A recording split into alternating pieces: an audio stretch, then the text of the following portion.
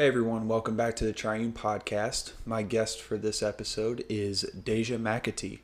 Deja Mcatee is a fellow member of Southeast Christian Church, and me and my wife actually met her at the South Louisville campus.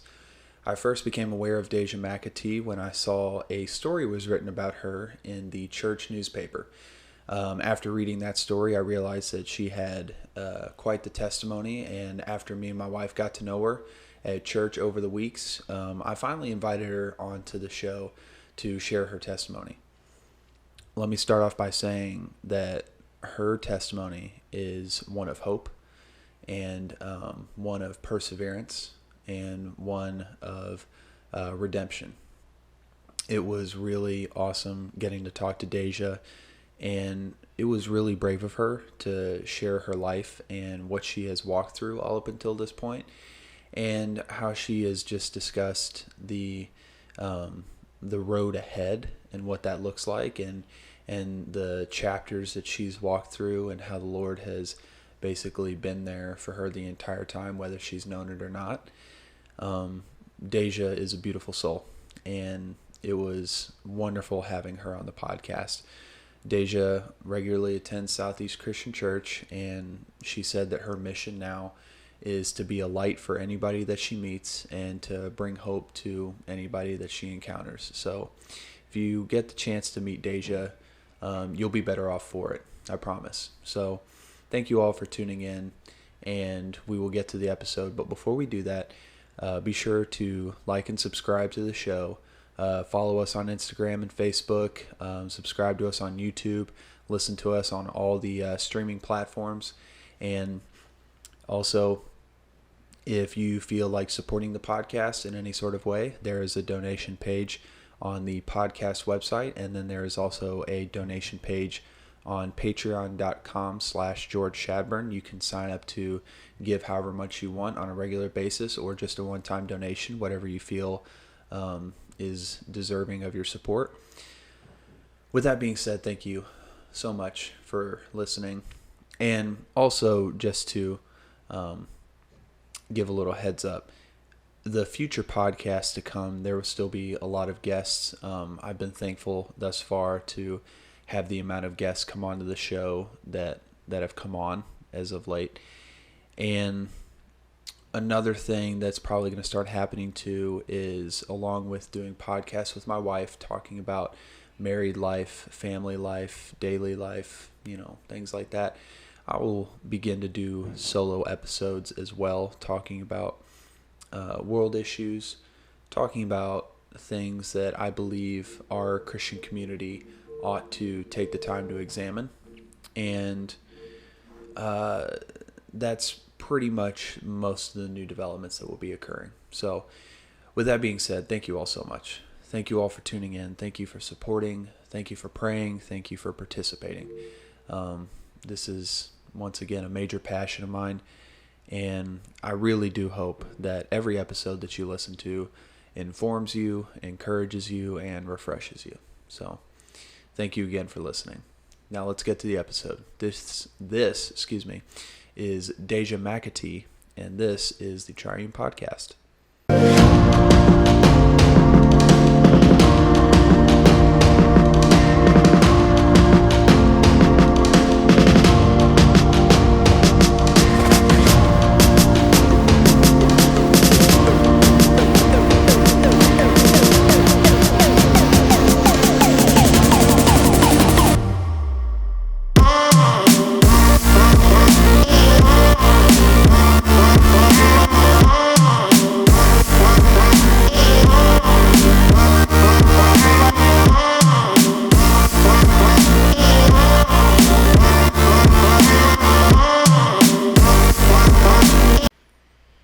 Okay, Deja Mcatee, thank you for being on the show. Yeah, I appreciate it. Deja, before we get started into your testimony, I want to just say my wife Laura is a part of the podcast as well. I was like, is he really going to skip me already? Just feel the need to make some introductions here. Deja, you've been a part of our church at Southeast for the last year, right? Yes. And you moved here from another part of the country, but along with that, you actually have a very significant story and your story was in the Southeast Outlook, but your testimony runs deep, and from what I've been able to learn about your story, it's also a testimony of hope for a lot of people. So thank you so much for being on the show. Yeah, and thanks for having me. I just wanted to give this platform over to you to just be able to just kind of start from wherever and, be able to share your testimony, because I think it's really special. So Deja, can you introduce yourself and tell a little bit about yourself? Yeah, I'm Deja. I actually grew up in Louisville, so I'm from here. Oh, wow. It was just that the last 3 years I actually moved from Louisville to Rhode Island, and I was doing back and forth. After leaving college at a time that I started, I just didn't have any family support, and it was myself, and I was going through a lot of depression. I had lost a lot of people in my life that really mattered, so after that, it just went downhill for me, and so I needed a fresh start, or I thought that was a fresh start, so I ended up moving to Rhode Island, where I found myself just going back and forth from there into here. Just it felt like a cycle. It was I was running from the problems that was there and running from the problems that were here, but I really wasn't getting anywhere. Right. It was just running and going back to the same things. So what'd you move to Rhode Island for? Actually, when I was younger, I went through a lot of abuse. I went through sexual assault from being a little girl up till about middle school that I didn't tell anybody about. Just was too afraid and just wanted to protect my younger siblings. Yeah. So me and my mom, our relationship wasn't really good. For me, it was just emotional abuse and just going through, I want to put it we just never got along, and I don't know if it was because of the way she felt towards me, because I was trying to be better than the way that she was brought up, and made different decisions of I'm gonna be successful and do good in school and not turn to a different way. Yeah. So my biological dad he was in our life, but not really. He was trying to buy our love, and it was cool for when I was growing up and being a little girl, because I didn't understand and I didn't know what love was. I was just oh, this is my dad. Mm-hmm. But the older I got, I realized that wasn't right. That's not the type of love that I want, because if I allow that from my father, then I would allow that from men in general. Yeah. So the year that I decided to go to Rhode Island, I actually met a friend, just online. I was on this app where you, live broadcast and you meet people, all around the world. Oh. And, yeah, it was really cool. But we ended up clicking, just me and this girl. We was, came from similar situations, and we was both dealing with similar situations. So she was hey, why don't you just come up here and live with me? And I was just you know what, at that time I was I don't have anybody here, there's no point, let me just go. So I just made the decision to just up and leave, and I dropped out of school and went up there. Oh my gosh. Yeah. Did you pack anything? Take I didn't have much. I had my clothes, so I just took everything that was with me, and I just went, and whatever I didn't take, I just threw it away. Wow. Yeah. What part of school were you in at the time? Was it college or high school? Yeah, I was in college, so Okay. it was supposed to be my freshman year that I started. So I did the first semester, and I just remember my first class ever was an English class, and I completely I think my depression got so bad that I just didn't show up to that class. But it was kind of weird, because the next class I had, the way Spalding works is you go every 6 weeks and you might have 1 or 2 classes. Right. Then, oh, wow. Yeah. The next class that I had, it was a religion class, actually. And at the time I wasn't a believer. I had given up on God. I grew up, sometimes we would go to church, but I really just was there's no way, there's no God. After everything I went through, I was just stopped believing, and I was I think there's a higher power, but I don't know. So I gave up. So the religion class was the only class that I actually was interested in. Yeah. And it wasn't even Christianity. It was about like Buddhism, Hinduism. So it was the other religions. But for some reason, it just like grabbed my attention. And like, so that class I actually got an A in. So it was like probably the only class that I got an A in when I was in college at the time.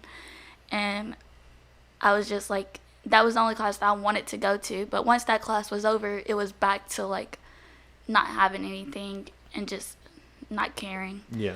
So I moved up to Rhode Island, and when I was up there, you know, we had a great time, but I was doing things that wasn't me. Like I was smoking and drinking, and when I would drink to like black out because I didn't want to be in reality. Right. So it was like I was just doing things that wasn't me. Like that's not the person I was. Yeah.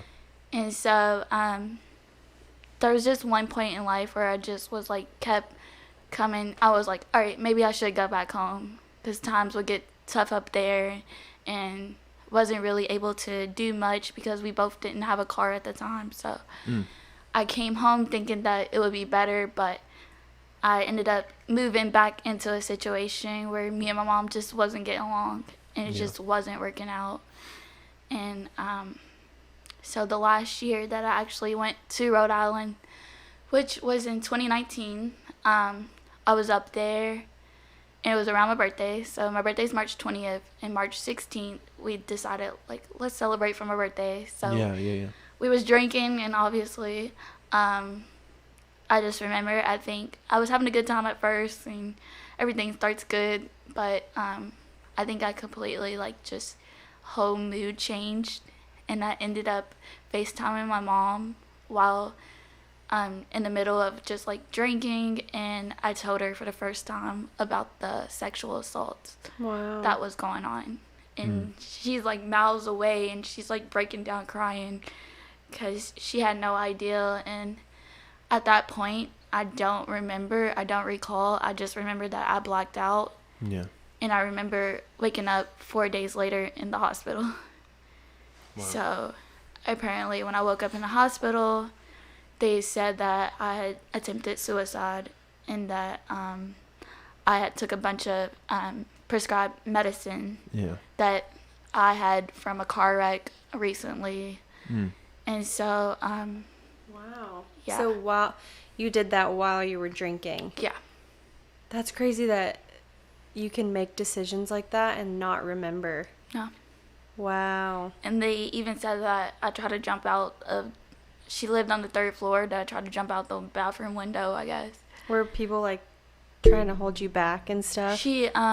My best friend, they were just like, I guess they're the ones that was just like, that took me and tried to grab me, and they're the ones that, I guess I allowed them to get me in their car. And I guess they drove me to the hospital, but I don't recall. They even said that, like, the time that I was in the hospital, when they were, like, trying to get me to recover and stuff, that I was still trying to take my life. So I was, like, wrapping the IV around my neck, and I just kept saying that I wanted to be with my uncle. And I lost my uncle to, like, suicide years when I was in high school. So it was just, I think at that point, I must have, like, just completely given up. And I'm the type of person that, like, I hold in how I'm feeling, and then when I let it out. So I think that's what really happened, was I was holding it in for so long that when I finally let it out, it was too much for myself to handle. Yeah. So I remember actually waking up. It was the day of my birthday. I woke up in the psych unit that they had put me in because obviously I tried to take my life and almost succeeded. And this was a psych unit in Rhode Island? Yeah. Okay. So I was in Rhode Island at the time. Okay.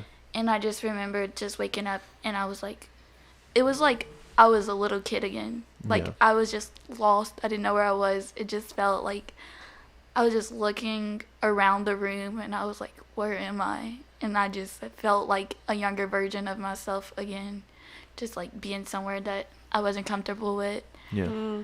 And I just remember, like, the nurse, I guess, that was there was just like, hey, like, they had me on the side where, on the violent side, I guess, because since I was still trying to take my life, and because apparently, like, I must have, like, tried to harm a nurse or something while I was out of it. Yeah. And so they thought I was just, like, a danger to myself and to others. So I was locked up on a side where people are more dangerous than what I am. So it was, like, really uncomfortable for me because I'm like, this ain't me. Like, and I just thought I was in a bad dream when I woke up. Yeah. So I was in the hospital for about a week. Over a week, actually. Did family know that you were there? Yeah. So I think my best friend actually reached out to my mom and, let her know. And obviously she was upset. Yeah. And everything. And she actually flew down, I think, that same week. And she flew down and she came to see me. And I don't know. For me, my trigger are my parents. Yeah. And it's, for me, I feel like your parents are supposed to protect you and they're supposed to love you and care for you. And I felt the opposite about my parents. And it's sad to say. Like, I still love them and I've forgiven them, but it's something that I've dealt with, and that even when I'm around them today, it's still hard for me at times. And I'm like, just remembering to, like, I have to be obedient to them, and Yeah. So I ended up being diagnosed with, like, a lot of things and being put on medication. And for me, that was the first time that I realized, like, mental health was a thing. I never knew, like, that was, like, I knew of mental health, but I never took it seriously. I never, like, I was like, there's no way I could ever, like, be diagnosed with, like, mental health, or so I always was like, no, that's not me. Or I never thought to get help for the things that I've been through or been feeling. And so that was the first time that I ended up in the hospital for it. Yeah. Within that same month, for some reason, I had given up hope. I didn't have any hope, actually. I didn't have a reason. I felt like I didn't have anybody. Like, I just felt alone. And within that, I still try to harm myself, even getting out.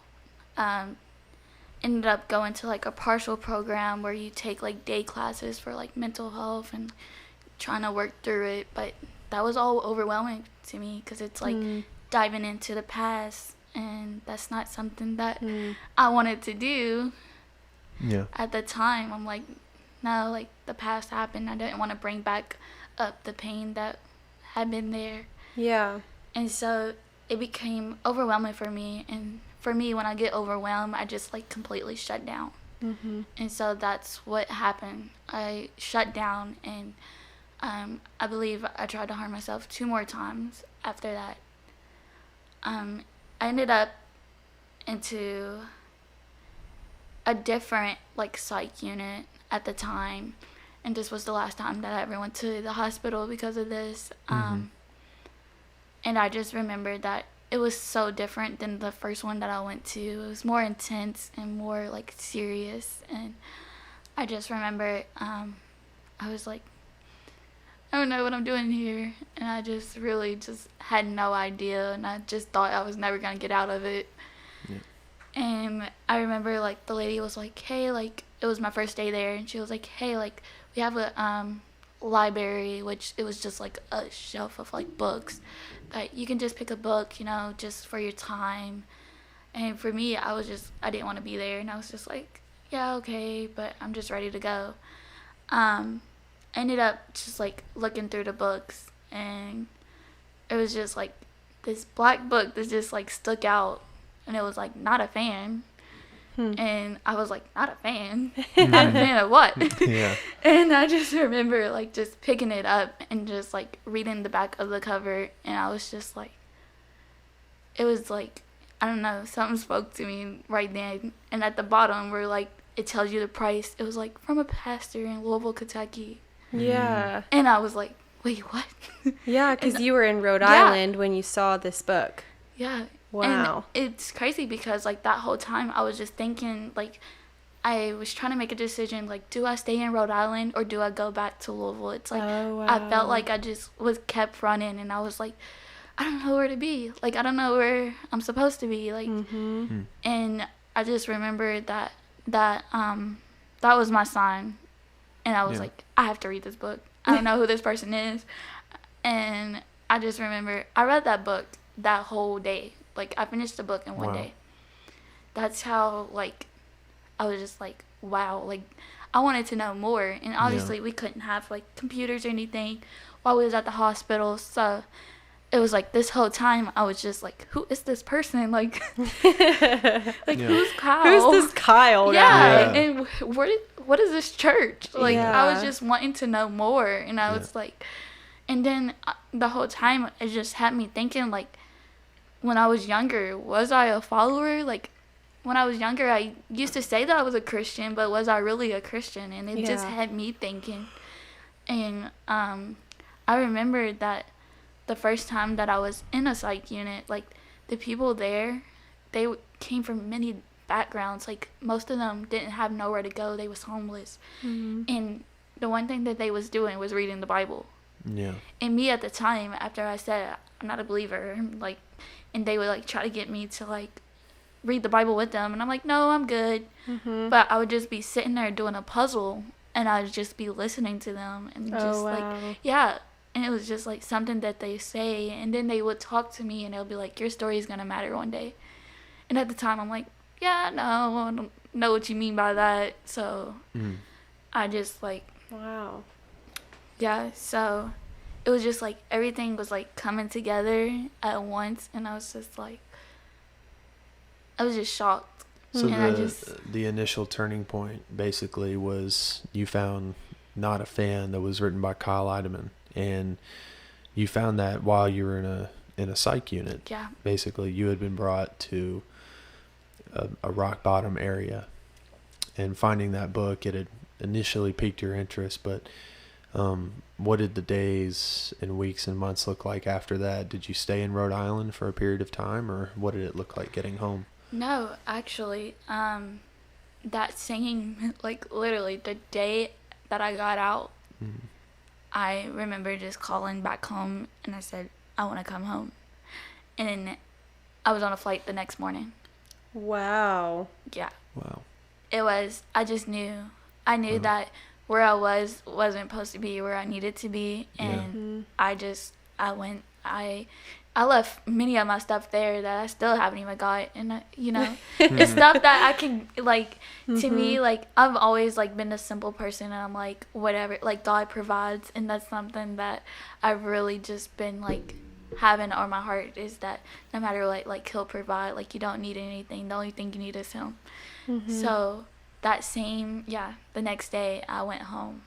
Wow. And I still, like, even when I got home, I still didn't go to Southeast, because I was like, that's a big church. Like, I don't know. Like, and I've always had a bad experience with a church of not feeling, like, welcomed, or not feeling, like, included, or not feeling out of place. So I was like, I'm definitely going to feel out of place there. Like, it's so huge. And I remember that at that time I started working at Wingstop, and the owners there, like, they became family, and they started knowing my story, and I started talking to them just about my story. Yeah. And I just remember he was like, you should come to church with us. And I was like, oh, like, what church do you go to? Shut up. Yeah. And he was like, well, we go to Southeast. Oh my gosh. I was like, wait, is that the one with the pastor's name is Kyle? And he's like, yeah. And I was like, there's no way. Wow. Jesus was, like, pulling Yeah. you. Literally. Like, yanking, like, lasso, pull. And I was like, there's just no way. And he was like, yeah, you should go. And I just remembered that it came to February, and they were like, hey, we're going to church this Saturday. You want to go? And they go to the Crestwood location. That's, like, right down the road Yeah. from us. Yeah. And I was like, sure. And so I just remembered that that Saturday that I went, I had beat them there. They still wasn't there. So I was like, normally I would just stay in a car and just wait for the people to pull up. But I was like, you know what? I'm just going to go get a feel of the church myself. So I actually went in, and I just remember walking in, looking lost, like I didn't know what to do. But this lady actually came up to me. I think her name was Carrie. And she was like, hey, like, how are you? Like, is this your first time here? And she made me feel so welcomed. And I was just like, this is where I need to be. Yeah, that's awesome. how I felt about Southeast, especially the big Blake and Baker campus. Mm-hmm. I feel fully confident walking in by myself because I know people will greet me. Like, along the way, like all the way from the front door to my seat, I know people are going to be like, hi, hi. So I'm like, hey, It was even that same night she got me connected with somebody from Cam, and she was just like, let me get you connected to Kayla. And she was like, she used to go to this campus, but now she's been more involved at the Blake and Baker. And that same week, Kayla like invited me out to navigate. Kayla Sheeran? Yeah. Aww. She Bless her invited heart. me out Kayla's to amazing. Yeah. She invited me to navigate, and I remember just going to navigate, and Kayla was late that day too, so it was like I had to walk up by myself to the room. And I remember, and just like everybody being so welcoming, and That's like good. I sat at a table by myself, and people just came up and was like, hey, can I sit here? And I was just like, I'm not used to that. I just thought if I go sit at a table, like nobody's gonna want to sit with me because I'm new. And it was just like the way that everybody was Wow. and how welcoming everybody was and how lovable everybody was. I knew that's where I needed to be. Yeah. And at this point, you were still a new believer, right? Yeah. So there was still so much you like wanted to know. Yeah. That's crazy. Because like when we're in Navigate, and I'm sure you've like experienced this now because it's been what, like a year? Like Going on a year. Yeah. It's like you don't expect people to walk in and be in that place. Like, I guess it's easy to assume like, oh, everyone's gone to this church their whole life. So it's kind of cool, like you being a living example of like, nope, like I'm new to this whole thing and I still have lots of questions. Like I still have lots of questions, but you know what I mean? Yeah. That's really cool. And at first, because I was a new believer, I was really doubting myself, and I was really like, there's no way like God loves me, like just everything I've been through, everything I've done. I was like, there's no way. Like I was just like in the mindset of like these people, they've been at church their whole life, they like know so much and I don't know anything. And I just was putting myself, and I just remember like there was so many people that was telling me like there's no levels to God, like there's no like God loves you, God's always loved you. And that was just, it just warmed my heart, and just to believe in God's truth and not the lies of the enemy was really just something that I grew into. Yeah. That's really cool. So what does life look like now? Living in community at Southeast and kind of being on the end of like knowing, who your father is and where you belong and stuff. What do you feel like is your mission now? Right now, I feel like ever since I started going to Southeast, I've been like trying to get connected, and I've been serving. So just like serving at South Louisville campus, just serving during camp. It's just I'm like, how can I serve for the kingdom? And that's something that's been on my heart for a while, since I've started to know who God is and like building that relationship with him. Yeah. So like for me, I do want to go to school for ministry. That's something that I want to look into, is going back to school. Or even like what I'm doing now, and I just feel like God's using me to like reach to people.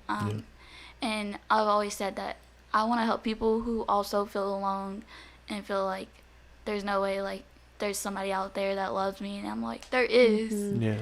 Even if you don't realize it, there really is. And like just God's love for us is just amazing. And there's little reminders that I see like each day, like even the song that we sing at church where it's like when he came to save our lives, like it's just like speaks. Yeah. And it's just like a reminder, like, to keep going, to keep to love others. And that's something that I've told myself this year, is like to ask God to like show me how to love everyone, not just some, but everyone. And so that's something that I've been really on my heart.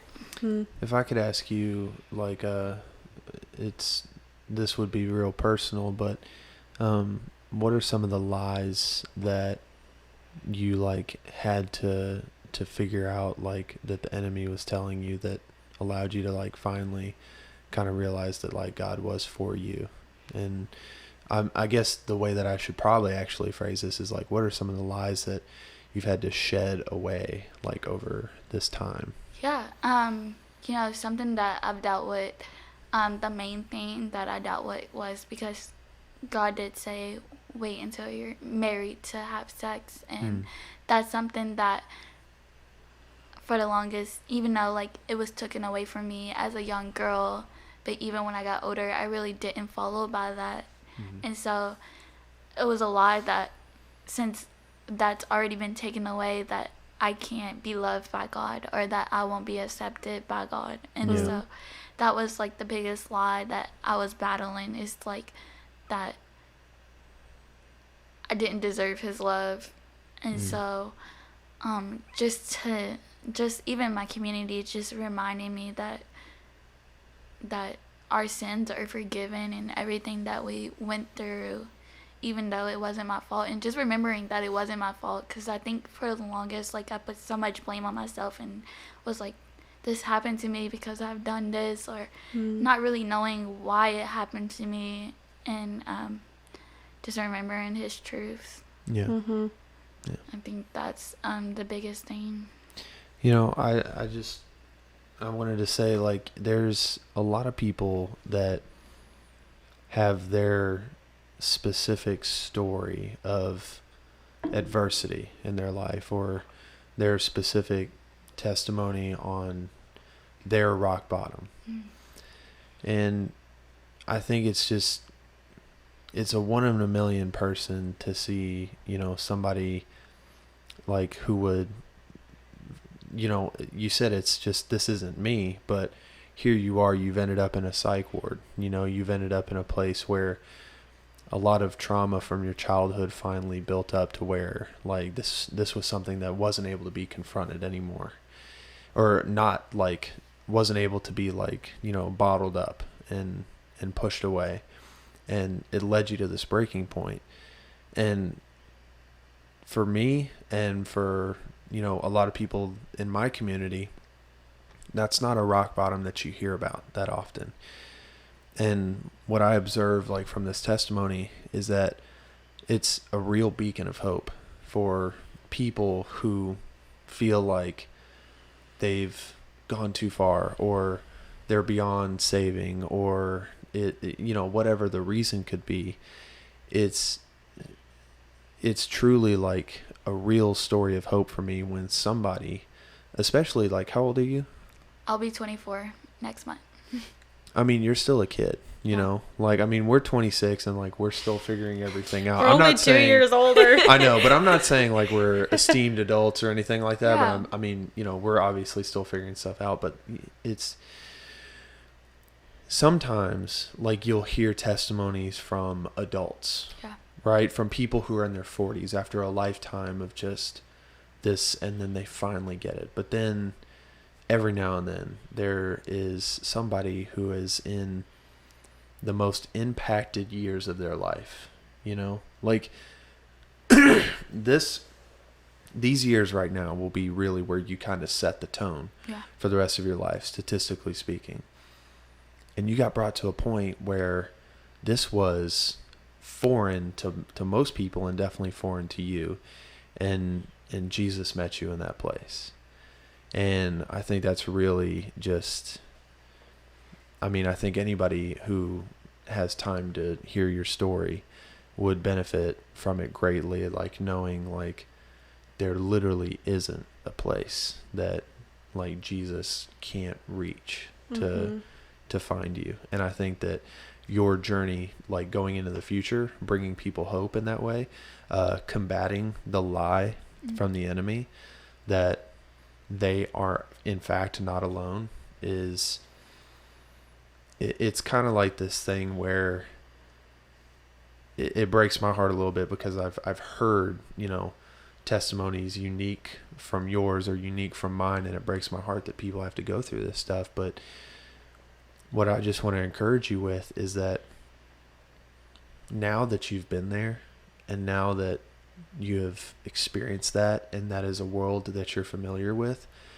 you're going to be the voice that reaches those people who are there, to let them know that those lies are not true. Mm-hmm.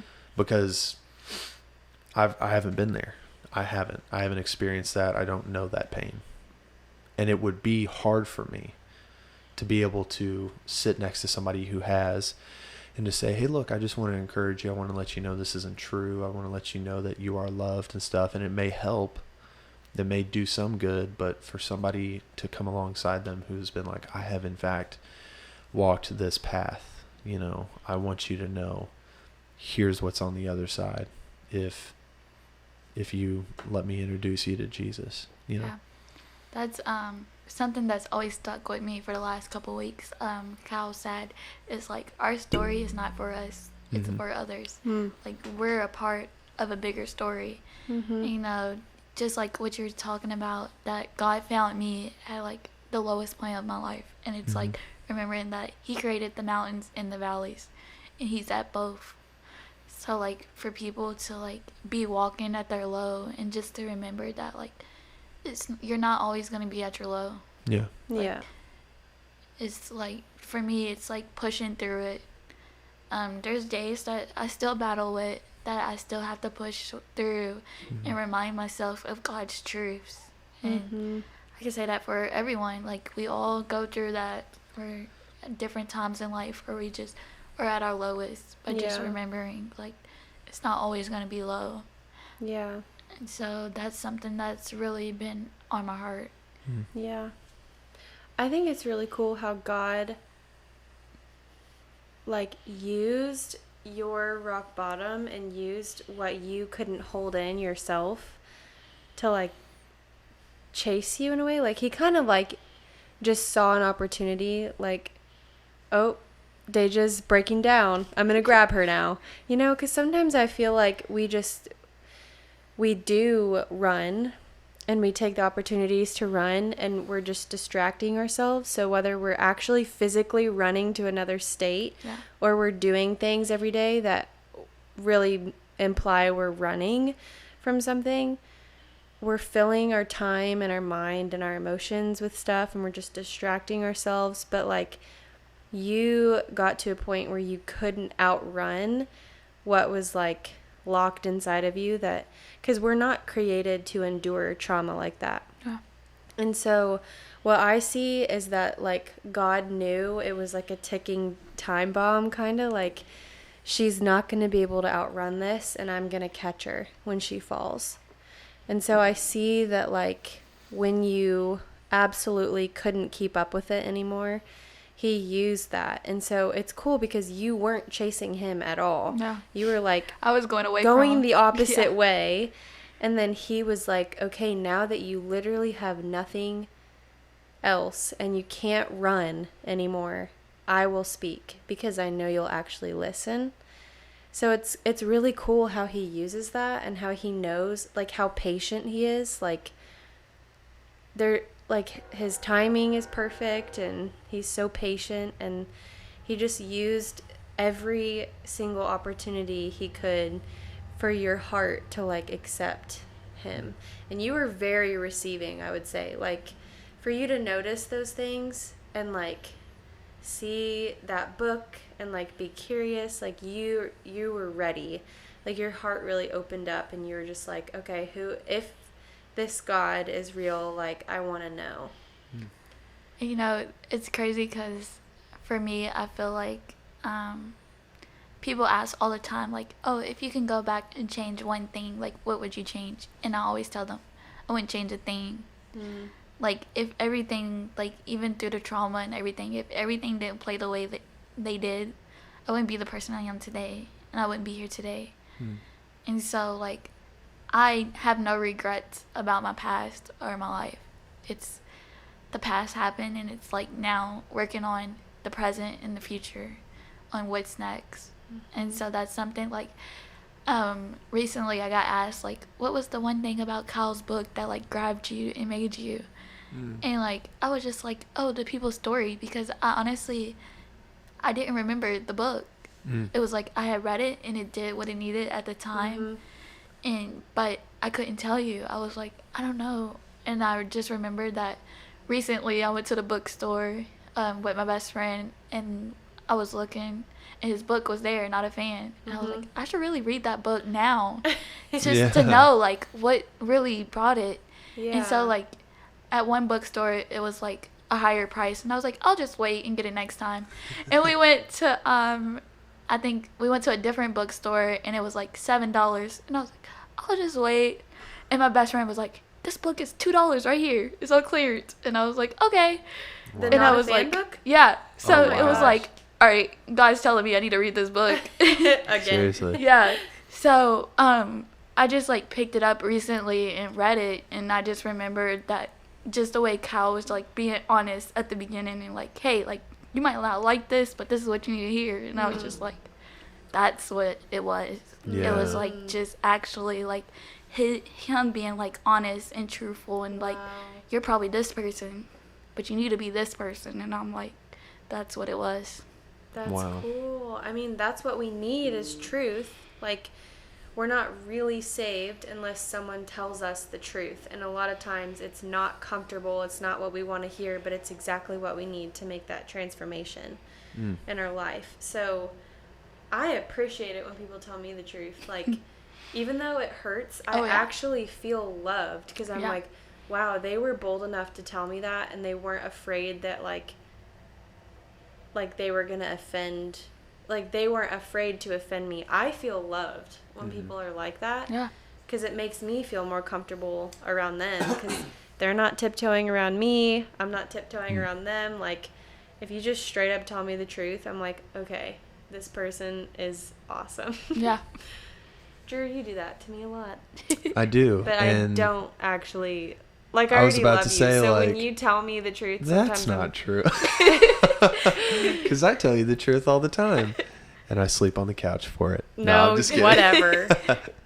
No, that is cool, though, that, like, you took time to go back and, like, reread the thing that pulled you in initially to begin with and stuff. And that excerpt there, like, literally just what you were saying, Laura, like, it is true that, like, the truth needs to have its day, because the truth is the thing that sets us free, you know? Yes. Like, I know that a lot of, like, today you'll hear things that would cater to our self-esteem, to be like, it's okay, it's good and stuff. But it's like, there is a point, though, where it will be better for someone like me or like Laura or like you to say, look, you need to know at the end of the day what really is happening here. And the truth is, like, someone died for you, and they didn't die so that you'd be living your life like this. They died so that you'd be living in freedom, and you'd be living your life to the full, and you'd know that you're loved. Not that you needed to be reminded every day, but that you would know it, you know? Deja, I think your testimony is wonderful, and I've said it once, I'll say it again. It's a beacon of hope. It'll be a beacon of hope for whoever gets the chance to hear it and whoever becomes friends with you, honestly. I'm really glad that we had you on the show, and this was just a really cool opportunity especially for me and Laura, because locking arms with the South Louisville campus and getting to know everybody that, you know, we're attending church with every Sunday is really cool, and you're one of them. So it's going to be really cool, you know, obviously having you as a friend there now too. Yes. So Thank you guys for allowing me to tell my story. absolutely. For anybody that's listening, and if they want to reach out to you, if they want to, you know, say, hey, you know, your testimony, it really, you know, it helped me out a lot, or if somebody just wants to get in touch with you to talk to you, where can they find you? Yeah, right now I'm on Instagram and Facebook. My Facebook is just my name, Deja Mcatee. And my Instagram is it's .Deja_. So That's always yeah. a hard one to remember. Yeah. Like, what is my Instagram handle? I know, Yeah. I'm like, what Yeah. is it? But yeah, those are the two. I've actually already, like, since the Outlook story, I've had people reach out to me on Facebook and Wow. just like, hey, like, I think you could help this person. And it's just like, Aw. it's crazy because I've had like all different ages like message me or like see me at church and they're like, your story really mattered, and like your story just like brought up to me just like these things and just a reminder. And I was just like, I never expected it. Like, I thought like, oh, obviously like my friend group, like it'll probably impact them, but I never knew that it would impact people that were like older than me. Yeah. And just to see that, I was just like, wow, the way God works is just truly like, Yeah. it doesn't matter what stage of life or how old or how young you are, like God just like works and use people to reach all his people. Yeah. Yeah. Yeah. Wow. That's a really good reminder. Well, Deja, thank you so much for being on the show. For anybody that's listening, anybody that's watching, I hope this conversation has blessed your ears, because it's definitely blessed mine. Thank you all for listening. This is Deja Mcatee, and we will see you next time. Bye.